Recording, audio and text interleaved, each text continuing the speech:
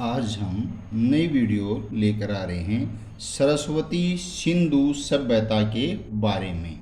तो प्रथम नगरीय सभ्यता सरस्वती व सिंधु नदियों के उपजाऊ मैदान में प्रथम नगरीय सभ्यता का उदय हुआ।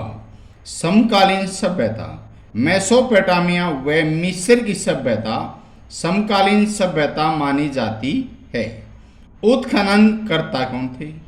1921 ईस्वी में दयाराम साहनी यानी दयाराम साहनी ने पंजाब प्रांत में हड़प्पा तथा 1922 ईस्वी में R.D. बैनर्जी यानी राखल दास बैनर्जी ने सिंध प्रांत में मोहनजोदड़ो नामक पुरातत्वों का उत्खनन किया। तो इसमें देखो अंग्रेजी के अक्षर में हड़प्पा H पहले आता है, D दयाराम भी पहले आता है, यानी ये अल्फाबेट अंग्रेजी के हिसाब दोनों पहले हुए, और राखल R और मोहनजोदड़ो ये अल्फाबेट में इंग्लिश में अंग्रेजी में बाद में आते हैं, तो ये बाद में हुए, नाम याद रखने में आसानी रहेगी। तो क्षेत्रफल सरस्वती सिंधु सभ्यता क्षेत्रफल 2,15,000 वर्ग किलोमीटर, पूर्व से पश्चिम लगभग 1600 किलोमीटर एवं उत्तर से दक्षिण लगभग 1400 किलोमीटर है। पूरा सतल पंजाब, हरियाणा, जम्मू कश्मीर, पश्चिम उत्तर प्रदेश, उत्तरी राजस्थान, गुजरात और पाकिस्तान में बलूचिस्तान, सिंध आदि प्रांत हैं। हरियाणा में पूरा स्थल राखीगढ़ी, बनावली, फरमाना, मीताथल आदि हैं। नगर योजना में रक्षा प्राचीर, पक्की सड़कें, नालियां, भवन, ईंटों का माप, स्नानागार, अन्नगार, कुआं और शौचालय। कला प्रस्तर पत्थर, धातु व मिट्टी की मूर्तियां। महत्वपूर्ण कलाकृति 19 सेंटीमीटर लंबी खंडित पुरुष की मूर्ति, धातु की बनी नर्तकी की मूर्ति। भोजन शाकाहारी व मांसाहारी दोनों प्रकार का भोजन। आभूषण अमीर वर्ग में सोने चांदी अर्ध कीमती पत्थर हाथी दांत के आभूषण, गरीब वर्ग में पक्की मिट्टी हड्डी व पत्थर के आभूषण। सौंदर्य उपकरण काजल, सुरमा, सिंदूर, हाथी दांत के कंगे व तांबे के शीशे। मनोरंजन शतरंज का खेल, नृत्य, शिकार, बच्चों के लिए खिलौने, झुंझुने, सीटियां व गाड़ियां आदि। कृषि गेहूं, चावल, मूंग, मसूर, मटर, सरसों, कपास, तिल आदि। पालतू पशु गाय, बैल, भैंस, भेड़, बकरी, कुत्ता, गधा, सुअर, घोड़ा, ऊंट। व्यापार आंतरिक व और विदेशी व्यापार स्थल व समुद्र दोनों मार्गों से। उपासना मातृशक्ति, प्राणी एवं वनस्पति जगत की उपास्य देवी पशुपति शिव और शिवलिंग। कांस्य सरस्वती सिंधु सभ्यता द्वारा सर्वप्रथम कांस्य धातु का प्रयोग किया गया। लोहा सरस्वती सिंधु सभ्यता लोग लोहे से परिचित नहीं थे। पतन बाढ़ द्वारा, जलवायु परिवर्तन, महामारी, मलेरिया, विदेशी व्यापार में गतिरोध, प्रशासनिक शिथिलता आदि। सरस्वती सिंधु सभ्यता के व्यापारिक केंद्रों की सूची मेसोपोटामिया, लोथल, मोहनजोदड़ो, फारस।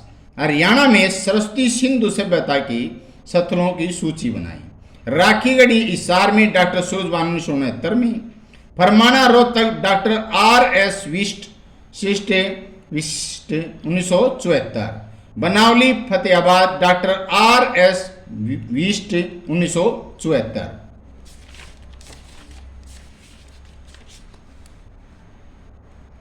भारत की प्रथम नगरीय सभ्यता का उदय कहाँ हुआ?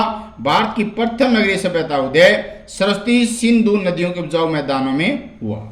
हड़प्पा नामक पुरास्थल का उत्खनन किसने और कहाँ किया? सर्वप्रथम 1921 ईस्वी में दयाराम साहनी ने पंजाब प्रांत में हड़प्पा नामक पुरास्थल का उत्खनन किया। मोहनजोदड़ो नामक पुरास्थल का उत्खनन किसके द्वारा कहाँ किया गया? मोहनजोदड़ो नामक पुरास्थल का उत्खनन R.D. बैनर्जी राखल दास बनर्जी द्वारा सिंध प्रांत में किया गया। सरस्वती सिंधु सभ्यता का क्षेत्रफल, सरस्वती सिंधु सभ्यता क्षेत्रफल 2,15,000 वर्ग किलोमीटर है। मोहनजोदड़ो का अर्थ क्या है? मोहनजोदड़ो का अर्थ है मृतकों का टीला। सरस्वती सिंधु सभ्यता को किस किस नाम से जाना जाता है? सरस्वती सिंधु सभ्यता को हड़प्पा सभ्यता व सिंधु सभ्यता नाम से जाना जाता है। सरस्वती सिंधु सभ्यता को सरस्वती सिंधु क्यों कहा जाता है? सरस्वती सिंधु सभ्यता के पुरातन बड़ी संख्या में सरस्वती सिंधु नदी के किनारे पाए जाने के कारण इसे सरस्वती सिंधु सभ्यता कहा जाता है। कालक्रम की दृष्टि से सरस्वती सिंधु सभ्यता को कितने चरणों भागों में विभाजित किया जाता है? कालक्रम की दृष्टि से सरस्वती सिंधु सभ्यता को 3 चरणों में विभाजित किया जाता है। पूर्व दिशा के टीले पर तथा पश्चिम दिशा के टीले पर क्या स्थित होते थे? पूर्व दिशा के टीले पर आवास यानी घर तथा पश्चिम दिशा के टीले पर दुर्ग यानी किला स्थित होता था। मोहनजोदड़ो में मुख्य सड़कों व गलियों का औसत कितना होता है? मोहनजोदड़ो में मुख्य सड़कें 9.15 मीटर, गलियां 3.0 मीटर चौड़ी होती थी। सरस्वती सिंधु सभ्यता कला के अंतर्गत किसका उल्लेख मिलता है? सरस्वती सिंधु सभ्यता कला के अंतर्गत प्रस्तर पत्थर, धातु व मिट्टी की मूर्तियों का उल्लेख मिलता है। मोहनजोदड़ो से प्राप्त प्रस्तर मूर्ति क्या विशेषता है? मोहनजोदड़ो में प्रस्तर मूर्ति 19 सेंटीमीटर लंबी खंडित पुरुष की मूर्ति तिप्तिया अलंकरण युक्त साल ओढ़े हुए है। मोहरें मुख्य रूप से किस आकार की हैं? उन पर क्या अंकित है? मोहरें मुख्य रूप से चौकोर या आयताकार हैं, जिन पर सूक्ष्म उपकरणों से पशु पक्षी देवी देवताओं एवं लिपि अंकित है। कालीबंगा का अर्थ क्या है? काले रंग की चूड़ियां। हड़प्पा नामक स्थल का उत्खनन किस वर्ष हुआ? 1921 में। मोहनजोदड़ो नामक स्थल का उत्खनन किस वर्ष? 1922 में। सिंधु सरस्वती सभ्यता के शासनकाल को गणतंत्र किसने माना? हंटर महोदय ने सिंधु सभ्यता के शासनकाल को गणतंत्रात्मक माना है। मेसोपोटामिया नगर सभ्यता में नगर राज्यों का संचालन किन शासकों के हाथ में तथा संपूर्ण भूमि किसकी संपत्ति होती थी? मेसोपोटामिया सभ्यता में नगर राज्यों का संचालन पुरोहित शासकों के हाथ में, संपूर्ण भूमि मंदिरों को समर्पित होती थी। सरस्वती सिंधु सभ्यता का समाज कितने वर्गों में विभाजित था? सरस्वती सिंधु सभ्यता 2 वर्गों में विभाजित था। सरस्वती सिंधु सभ्यता लोग किस प्रकार भोजन करते थे? सरस्वती सिंधु सभ्यता लोग शाकाहारी मांसाहारी दोनों प्रकार का भोजन करते थे। सरस्वती सिंधु सभ्यता लोग मनोरंजन का प्रमुख साधन क्या था? सरस्वती सिंधु सभ्यता लोगों में मनोरंजन का मुख्य साधन शतरंज के खेल व नृत्य था। सरस्वती सिंधु सभ्यता पुरावशेषों को देखकर क्या लगता था? सरस्वती सिंधु सभ्यता पुरावशेषों को देखकर लगता था कि ये लोग पशुपति शिव व शिवलिंग की उपासना करते थे। सरस्वती सिंधु सभ्यता लोग किस धातु से परिचित नहीं थे? सरस्वती सिंधु सभ्यता के लोग लोहे से परिचित नहीं थे। सरस्वती सिंधु सभ्यता कुछ मोहरों पर कैसा चिन्ह देखने मिलता है? सरस्वती सिंधु सभ्यता कुछ मोहरों पर स्वास्तिक का चिन्ह देखने को मिलता है। सरस्वती सिंधु सभ्यता के सौ का सिर तथा पैर किस दिशा की ओर होते थे? सरस्वती सिंधु सभ्यता के सौ का सिर उत्तर दिशा की ओर, पैर दक्षिण दिशा की ओर होते थे। सरस्वती सिंधु सभ्यता में अंत्येष्टि संस्कार की कितनी विधियां प्रचलित थी? सरस्वती सिंधु सभ्यता अंत्येष्टि संस्कार की 3 विधियां प्रचलित थी। बाढ़ के प्रमाण कहाँ से मिले? मोहनजोदड़ो, चौहदड़ो, लोथल, भगतराव स्थानों के उत्खनन से बाढ़ के प्रमाण मिले हैं। सरस्वती सिंधु सभ्यता के पतन का एक कारण क्या है? सरस्वती सिंधु सभ्यता के पतन का एक कारण मलेरिया महामारी का प्रकोप माना जाता था।